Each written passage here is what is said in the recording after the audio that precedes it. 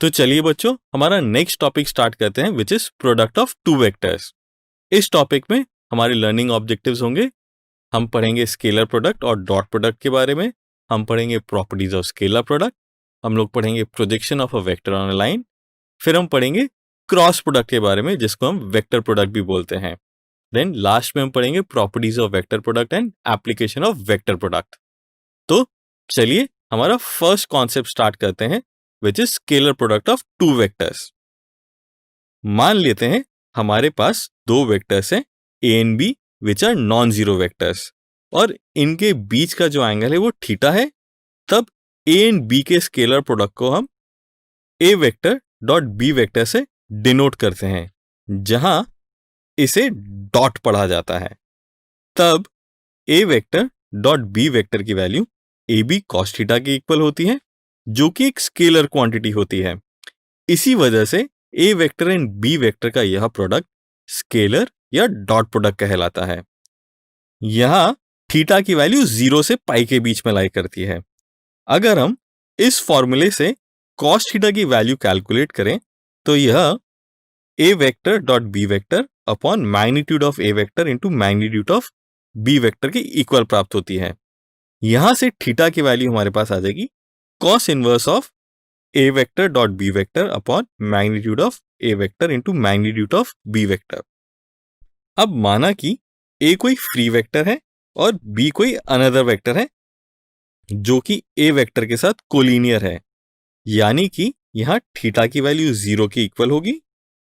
इस केस में A vector dot B vector की वैल्यू हमें यह मिलती है, जो कि magnitude of A into magnitude of B के इक्वल ही होती है, क्योंकि cos 0 की वैल्यू 1 की इक्वल होती है। अब माना कि ए और बी दो वेक्टर्स इस प्रकार है कि इनके बीच का एंगल पाई के इक्वल है। इस केस में A vector dot B vector की value A B cos pi के इक्वल मिलती है, और कॉस पाई की वैल्यू -1 के इक्वल होती है। इसकी वजह से ए डॉट बी की वैल्यू हमारे पास माइनस ए बी के इक्वल मिल जाती है।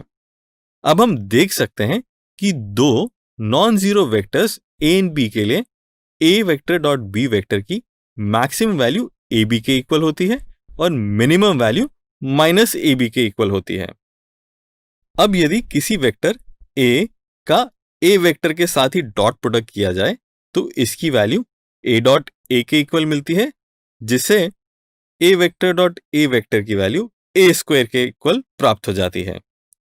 हम XYZ कोऑर्डिनेट एक्सिस के अलोंग यूनिट वेक्टर्स आई कैप, जे कैप और के कैप लेते हैं, जिनकी वैल्यू 1 के इक्वल होती है। अब यदि इन तीनों यूनिट वेक्टर्स का खुद से डॉट प्रोडक्ट कराएं तो यह वैल्यूज प्राप्त होंगी, जिन्हें सॉल्व करने पर इनकी वैल्यू 1 के इक्वल मिल जाती है। यानी कि I cap dot I cap is equal to J cap dot J cap is equal to K cap dot K cap which is equal to 1 हो जाती है। अब हम दो perpendicular vectors A and B लेते हैं।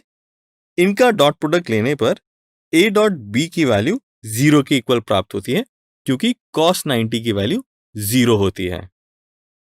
और बच्चों, हमें यह पता है कि आई कैप, जे कैप और के कैप म्यूचुअली परपेंडिकुलर वेक्टर्स हैं। That means I cap dot J cap dot K cap and के कैप डॉट आई कैप की वैल्यू यह होगी, जिसे सॉल्व करने पर इनकी वैल्यू 0 के इक्वल प्राप्त होती है। यानी कि I cap dot J cap is equal to J cap dot K cap which is equal to K cap dot I cap which is equal to 0 हो जाती है। अब इन कॉन्सेप्ट पर बेस्ड एक एग्जाम्पल को डिस्कस करते हैं। यहां हमें दो वेक्टर्स ए एंड बी का डॉट प्रोडक्ट √6 के इक्वल गिवन है, और ए वेक्टर का मैग्नीट्यूड √3 के इक्वल है एंड बी वेक्टर का मैग्नीट्यूड 2 के इक्वल है। तो हमें इन दोनों वेक्टर्स के बीच का एंगल फाइंड आउट करना है। तो देखते हैं इसे कैसे सॉल्व करेंगे। क्वेश्चन में यह वैल्यूज गिवन है। माना कि दोनों वेक्टर्स के बीच का एंगल थीटा के इक्वल है।